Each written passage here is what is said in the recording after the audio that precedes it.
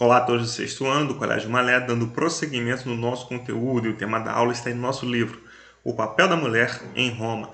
Além desse papel, veremos também mais sobre essa sociedade romana, sobre a cultura, o entretenimento, etc. Bom, na aula passada estudamos sobre alguns reinos africanos. Vimos os reinos sudaneses, ou seja, o reino do Mali, Songhai, Gana, de modo que eu chamei a atenção que, até hoje, o continente africano é bem rico em recursos minerais, em recursos naturais.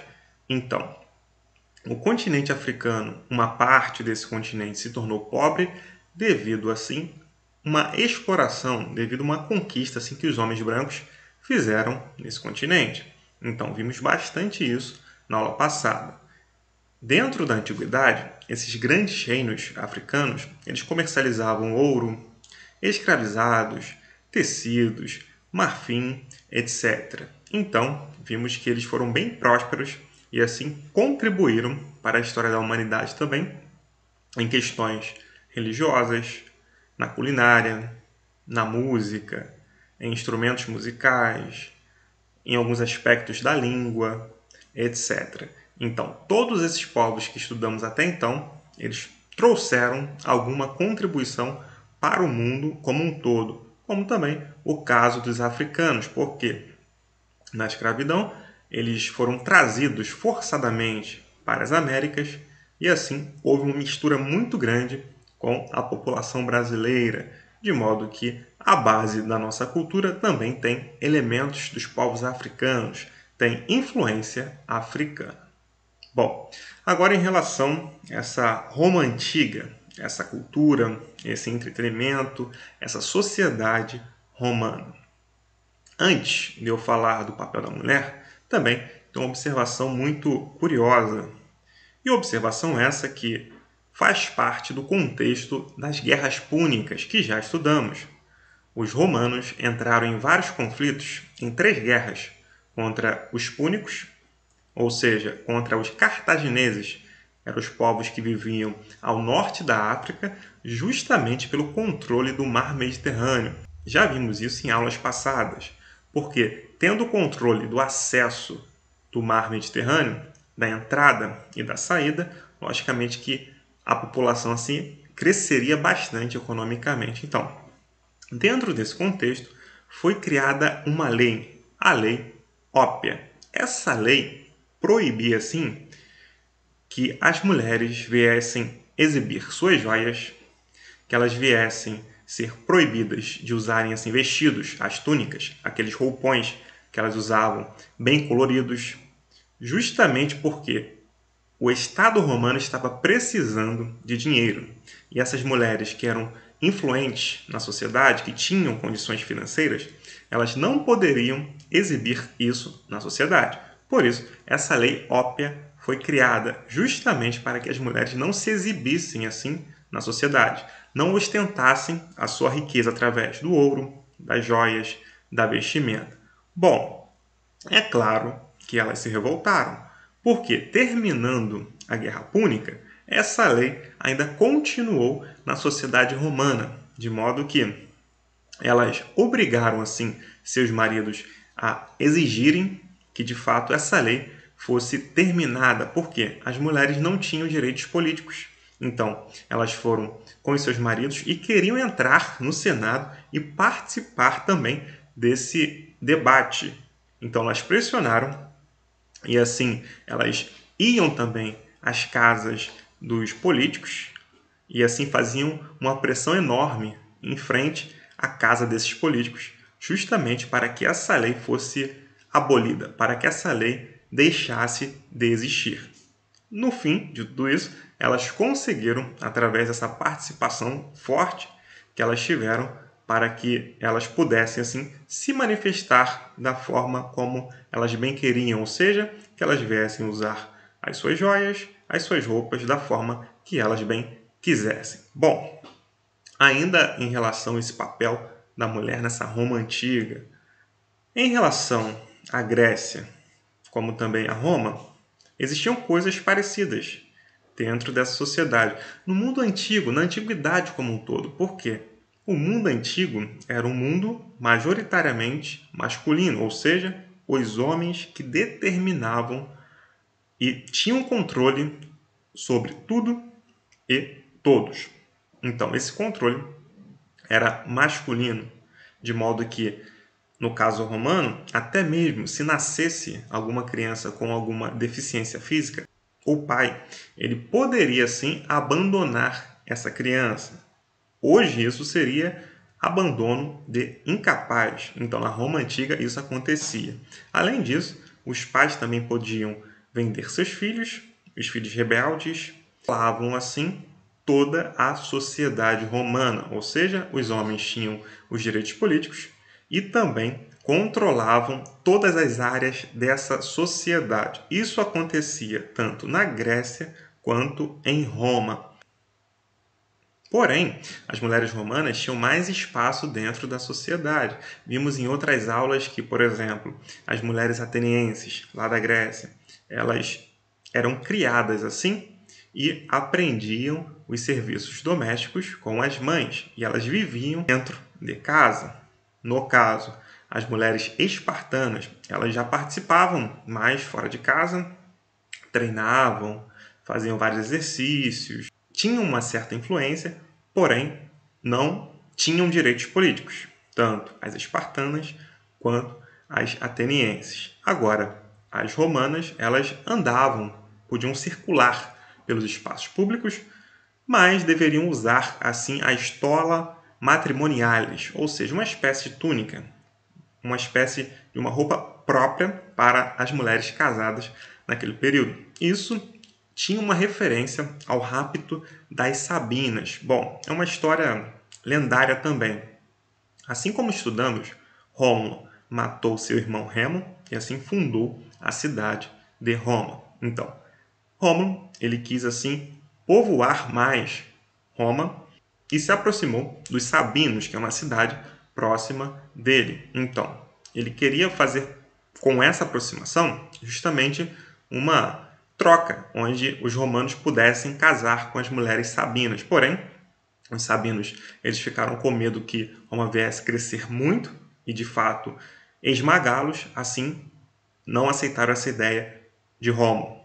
Com isso, Rômulo ele organizou um grande festival e assim os sabinos foram para esse festival. Com isso, ele começou, junto com outros romanos, a raptar as mulheres sabinas. Então tem uma referência aí lendária nessa questão dessa roupa que as mulheres casadas deveriam usar. Mulheres essas que eram chamadas assim de matronas. Uma mulher casada, uma mulher respeitada nessa Roma antiga, já que elas circulavam pela sociedade, diferentemente, como eu chamei a atenção, do que acontecia lá na Grécia Antiga, onde as mulheres viviam, mais especificamente em Atenas, para dentro de casa. Nessa Roma Antiga teve até uma influência grande aí de Júlia Agripina, que foi aí mãe de Nero. Ela fez de tudo assim para que Nero subisse e tivesse um poder e depois entrou em várias disputas com o seu próprio filho pelo poder de Roma. Bom, o casamento à romana. Outra influência também que os romanos nos deixaram foi justamente a questão do casamento. O mês de julho geralmente era um mês de bons auspícios, ou seja, auspícios significa nada mais, nada menos do que aquele que observa as aves. Então, existia sim o sacerdote da religião romana e ele era um sacerdote especializado em comportamentos animais. Ele analisava assim os animais e com isso se tirava a vontade dos deuses para a vida da pessoa.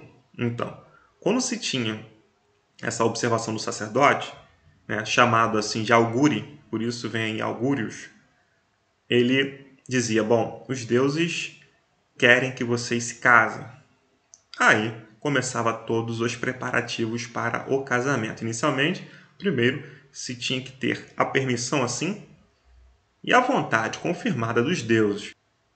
Depois, as preparações da noiva e do noivo começavam. Então, aí se tinha todo um cuidado com o cabelo, tranças eram feitas, uma túnica, um vestido branco era utilizado. Tudo isso trouxe uma grande influência para o mundo de uma maneira geral, o mundo ocidental, o mundo oriental. Além disso também, a noiva saía assim com um cortejo, com um grupo formado por crianças, carregando assim punhados de espinheiro branco, que era um sinal de boa sorte. Isso nos faz lembrar das questões de entrada no casamento que se tem, de padrinhos, ou até mesmo de damas, enfim. Então, tudo isso aí é uma influência que os romanos nos deixaram. Além disso, quando a noiva chegava à casa dela, ela respondia que o nome dela era Gaia, ou seja, uma influência aí dos romanos, que era um modelo assim de matrona, de uma mulher casada e assim que vivia de uma forma moralmente dentro dessa sociedade antiga.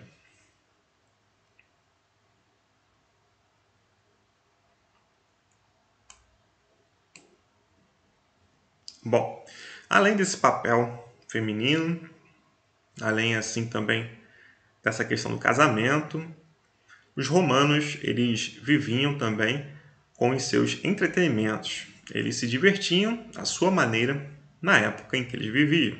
Então, o Coliseu de Roma. O Coliseu de Roma foi muito famoso e existe até hoje, tanto é que muitos turistas visitam assim esse imenso anfiteatro, onde lá aconteciam lutas, combates de gladiadores que eram escravizados que lutavam, como também de gladiadores contra animais selvagens ou até mesmo de cristãos que eram jogados lá dentro e assim os animais devoravam os cristãos. Explicarei mais à frente o porquê disso. Então, no caso, o Coliseu, ele nunca foi sempre chamado assim de Coliseu. Isso só aconteceu a partir do século XI depois de Cristo.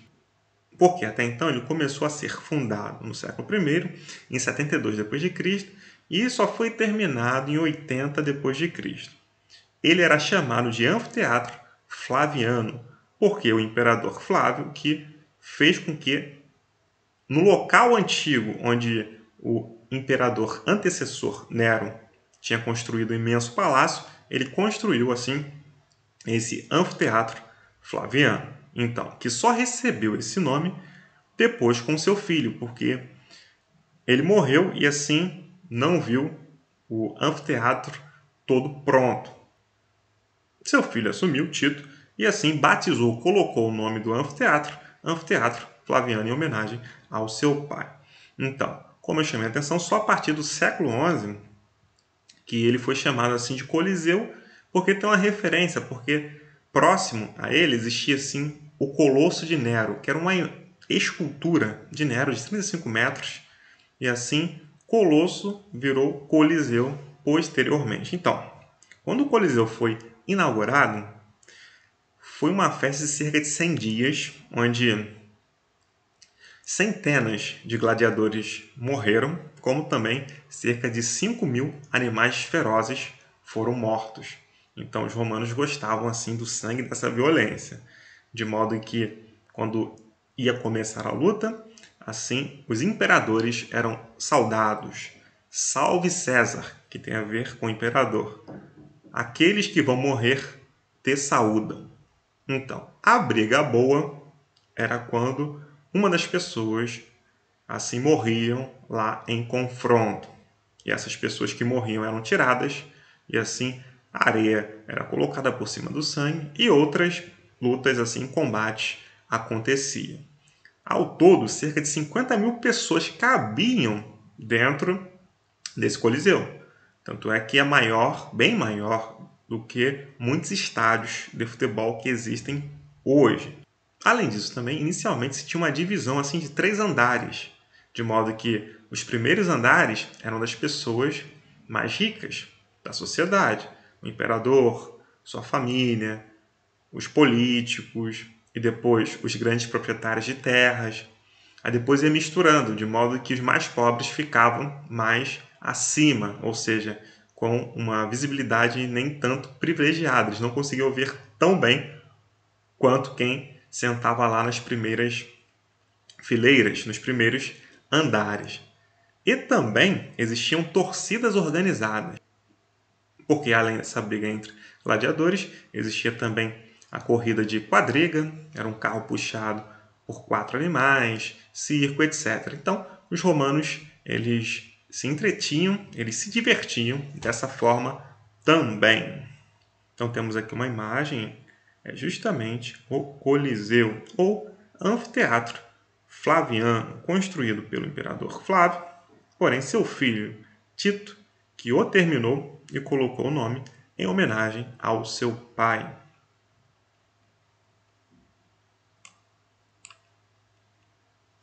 O esplendor cultural de Roma. Bom, os romanos eles se expandiram por vários continentes, como vimos na aula passada. Então, o Império chegou num auge cultural bem grande, antes, logicamente, do seu fim. E isso fez com que os romanos eles fossem influenciados por vários povos. Desde a origem romana, eles foram influenciados pelos etruscos e também depois eles foram muito influenciados pelos gregos. Porém, de uma forma geral, os romanos foram influenciados por vários povos. Eles pegavam algumas características culturais e assim isso eles colocavam na sua cultura. Então, isso é importante e até hoje, como eu chamei a atenção, temos essa influência romana aí no mundo ocidental. A questão do casamento, na língua, na religião, na arquitetura, etc. A religião. Bom, a primeira fase dessa religião romana aí era a fase politeísta, ou seja, a crença em vários deuses. Era justamente uma influência que eles receberam dos etruscos, ou seja, um dos povos ali que habitaram e ajudaram na formação de Roma. Porém, na segunda fase dessa religião romana, eles receberam uma influência grega muito grande, de modo que os deuses eles passaram a ser relacionados aos fenômenos da natureza. Então temos aqui, os romanos fizeram assim o seu panteão de deuses, ou seja, o seu conjunto assim de deuses. Ó, Júpiter, o criador de tudo. No caso, o criador de tudo para os gregos era Zeus. Juno, deusa da terra. No caso, para os gregos era Hera. Hera era a deusa da terra. Netuno, deus do mar, para os gregos era Poseidon. Vênus, a deusa do amor, para os gregos, logicamente, era Afrodite. Então, essa influência imensa na religião romana. Porém, existem semelhanças. As religiões não eram iguais, porque os romanos tinham sua própria identidade, tanto na arquitetura, na religião e na sociedade como um todo. Porque não existe cultura pior ou melhor. As pessoas produzem assim a sua cultura e cada povo tem a sua própria cultura. Porém, cada povo também se influencia. E isso que é o bacana e o legal na cultura. Recebemos influências culturais de vários povos. Cultura nada mais é que tudo aquilo que o ser humano cria que não existia no mundo quando ele chegou nesse mundo. Então, desde comidas, músicas, religião, tudo isso é uma criação humana que é uma questão cultural. Aí temos aqui uma imagem. Influenciados pelos gregos, os romanos tiveram sua fase de culto politeísta, como eu bem chamei a atenção de vocês. Outra influência, a arquitetura. Então, nesse quesito, nessa relação da arquitetura, os romanos receberam uma influência muito grande, etrusca também e grega, sendo que eles criaram a sua própria forma de arquitetura também, mesmo tendo essa influência grande. Então, inicialmente eles construíam vários templos para os deuses. Além disso, também faziam aquedutos, como esse aqui na imagem. Pont de Gá, famoso aqueduto construído pelos romanos no sul da França, no primeiro século da era cristã. Concluída em 5 anos, é a ponte antiga mais alta do mundo e até hoje existe. Então, os romanos eles construíam assim essas obras públicas, prédios, como também anfiteatros, e assim eles usavam e desenvolviam técnicas que eram bem avançadas para o período em que eles viviam. Então, era muito mais difícil as construções, porém, eles construíam e assim, cada coisa construída tinha sua própria finalidade. Outra imagem aqui embaixo, esperando para serem devorados pelas feras dentro do Coliseu, os cristãos fazem a última oração. Aqui temos o leão e os cristãos aqui. Bom, como eu chamei a atenção que falaria depois, porque os cristãos eles eram jogados assim nessa arena, nesse coliseu. Os cristãos eles logicamente adoravam apenas um Deus. Vimos isso na aula passada, que Jesus foi um judeu e assim através dos seus ensinos os seus discípulos fundaram a religião cristã. Então, eles cultuam um Deus e eles passaram a não acreditar nos deuses romanos, como também eles não faziam o culto ao imperador, que era considerado uma pessoa divina. Além disso, eles deixaram de participar do exército, porque um cristão não deveria assim fazer o mal, pagar o mal com o mal. Bom, logicamente que antes do imperador Constantino, esses cristãos eles eram jogados e perseguidos de tempos em tempos. Então, eles ficavam assim parados, eles faziam orações e esperavam com que os animais viessem devorá-los. Sendo que isso chamou muita atenção dentro da sociedade romana e o número de pessoas passou a crescer. E essas pessoas, elas passaram a se converter ao cristianismo. Então, quando o cristianismo ele se tornou, de fato, aí, a religião oficial, assim, muitos nobres, muitas pessoas da elite já faziam parte dessa religião. Porém, o mesmo cristianismo que era perseguido assim pelos imperadores, ele passou a perseguir outras religiões dentro desse Império Romano aí. Ou seja, antes se tinha intolerância contra os cristãos, depois que se tornou a religião oficial, assim eles se tornaram intolerantes para com as outras religiões também, principalmente a politeísta, na crença de vários deuses. Lembrando, não eram todos, mas quando se tem um império que se diz cristão, assim, o imperador obrigava as coisas na marra, na força. Então, a pessoa tinha que aceitar um único Deus, seguir Jesus, senão ela poderia ser punida se fizesse o contrário. Outra influência também, o direito e o idioma. As bases do direito romano foram fundamentais, logicamente, assim, para as civilizações do Ocidente, para os povos do Ocidente. E até hoje essa influência é muito grande. Então, existiram códigos morais, éticos, do direito penal e civil romanos que influenciaram, assim, esses países da atualidade. Então, o direito romano tem uma influência muito grande em vários países. Além disso, o idioma, a língua, o latim, que é a base também ainda da língua portuguesa, e não só portuguesa, do italiano, do espanhol. Hoje é uma língua morta, não se utiliza mais essa língua, a não ser dentro da Igreja Católica, os sacerdotes que estudam essa língua. Porém, essa língua não é falada no dia a dia assim pelas pessoas. Por isso que é chamada assim de língua morta. Então, mais uma influência romana. Todas essas influências, existem várias, porém estamos vendo apenas algumas. A questão do casamento, da religião, do direito, o idioma, da própria religião cristã de Roma.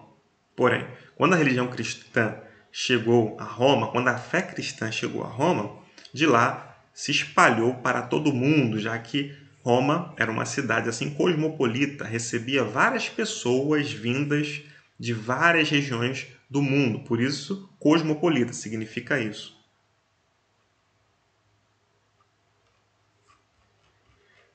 E fim, gente. Espero que tenha ficado claro e até o próximo vídeo.